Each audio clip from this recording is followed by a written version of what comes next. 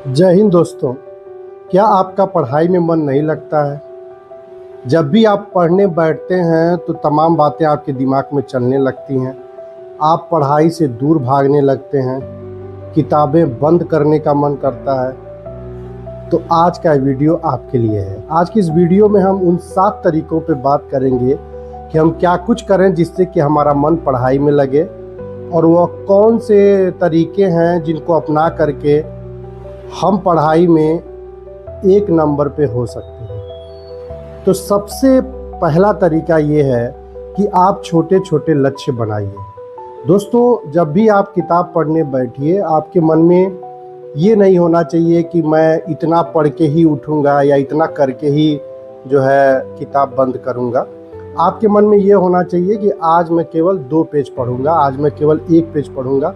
यानी कि आप लक्ष्य छोटा बनाइए। जब आप छोटा लक्ष्य बनाते हैं तो उससे पूरा करने के बाद आपका आत्मविश्वास बढ़ता है और आप पुनः पढ़ाई के लिए तैयार होते हैं। दूसरा तरीका है कि मोबाइल को अपने स्टडी रूम से दूर रखिए। जहाँ भी आप पढ़ते हैं वहाँ मोबाइल प्लीज़ मत रखिए, क्योंकि आज के समय में सबसे बड़ा डिस्ट्रैक्शन मोबाइल ही है। जब भी मोबाइल बजता है, कोई फ़ोन कॉल आती है या कोई नोटिफिकेशन आता है, तो हमारा ध्यान भटकता है और मन करता है कि मोबाइल को उठा लें, और मोबाइल उठाते ही हमारा 2, 4, 5, 10, 20, 50 मिनट कब बीत जाता है पता नहीं चलता है। इसलिए आवश्यक है कि हम लोग मोबाइल से दूरी बना करके रखें।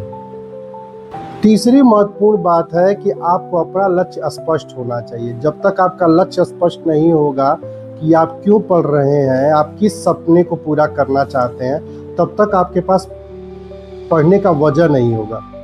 दोस्तों, जब आप एक लक्ष्य बना लेते हैं तो आपके अंदर पढ़ाई को लेकर के एक ललक पैदा होती है, एक मिशन पैदा होता है। और जब मिशन को लेकर के आप पढ़ाई करेंगे ना, तो कभी आपका मन पढ़ाई से दूर नहीं भगेगा। चौथी बात कि आपके पास वातावरण पढ़ाई का होना चाहिए। आप घर में ऐसे जगह कतई बैठकर मत पढ़िए जहां लगातार कोई आता जाता हो या बातचीत करता हो। होता क्या है कि जब लोग वहीं बातचीत करते हैं या बार बार आते जाते हैं तो आपका ध्यान भटकता है, आपका मन पढ़ाई से भागने लगता है। इसलिए मैं आपसे रिक्वेस्ट करूंगा कि आप एक ऐसी जगह बैठ के पढ़ाई करिए जहां बाधा कम उत्पन्न होती हो, कम लोग आते जाते हो, या फिर कोई वहाँ बातचीत ना करता हो। थोड़ा शांत माहौल में पढ़ाई करने का प्रयास करें। 5वां महत्वपूर्ण टिप्स है दोस्तों कि आप टाइम टेबल बना के पढ़िए। टाइम टेबल हमारे जीवन में अनुशासन लाता है, और आप एक ही विषय को बार बार पढ़ने से बचिए। जैसे होता क्या है, जब आप टाइम टेबल बना लेते हैं तो अलग अलग विषयों को आप पर्याप्त समय देते हैं। और सबसे महत्वपूर्ण बात यह है कि जो आपको थोड़ा सा विषय कठिन लगता है उसको आप इंटरेस्टिंग विषय के बीच में रखिए।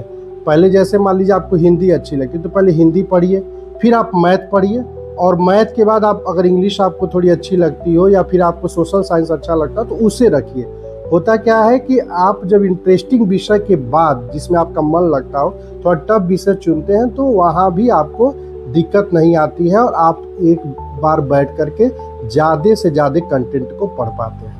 दोस्तों, 6वां जो महत्वपूर्ण बात है कि आप खुद को इनाम भी दें। जैसे कि आपने अगर 1 घंटे की पढ़ाई कर ली तो आप 10 मिनट 15 मिनट का ब्रेक ज़रूर लें।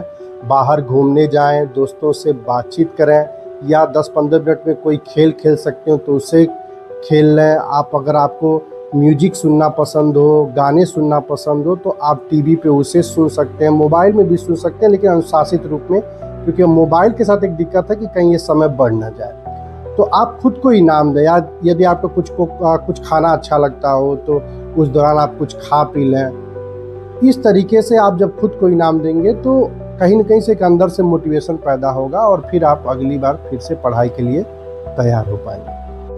और 7वां और अंतिम पॉइंट है कि आप अन्य लोगों से तुलना करना छोड़ दें। दोस्तों, हर आदमी अलग अलग क्षमता लेकर के पैदा होता है, हर आदमी की क्षमताएं अलग अलग हैं। आप किसी को देख करके ये नहीं कह सकते कि नहीं वही सही है और मैं गलत हूँ। ऐसा नहीं होता है। समाज में हर व्यक्ति का अपना नज़रिया है, हर व्यक्ति का अपना जीवन जीने का तरीका है, हर आदमी अपने आप में यूनिक है। हर बच्चा अपने आप में यूनिक है, इसलिए आप किसी से अपनी तुलना प्लीज़ मत करिए।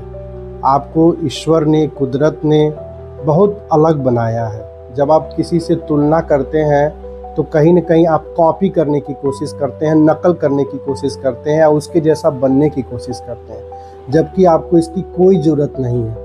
कोई 20 घंटे पढ़ के भी अपने लक्ष्य को प्राप्त नहीं कर पाता और कोई 6, 7, 8 घंटे भी पढ़ के अपने लक्ष्य को प्राप्त कर लेता है। इसलिए आपको उस चक्कर में बिल्कुल नहीं पढ़ना है कि फला बच्चा इतने घंटे पढ़ता है, फला का बेटा इतने घंटे पढ़ता है। तो आपको इससे बचना है। और मैं गार्जियन से भी अपील करूंगा कि प्लीज़ आप बच्चों पर पढ़ाई के घंटों को लेकर के तो दबाव मत बनाइए, क्योंकि घंटे गुणवत्ता निर्धारित नहीं करते। घंटों से आप ये नहीं कह सकते कि नहीं जो है फला का बच्चा ज़्यादा पढ़ रहा है, वो आगे निकल जाएगा या मेरा बेटा पीछे रह जाएगा। आप इस अंधी दौड़ में प्लीज़ मत पड़िए, आप बच्चे को पढ़ने दीजिए।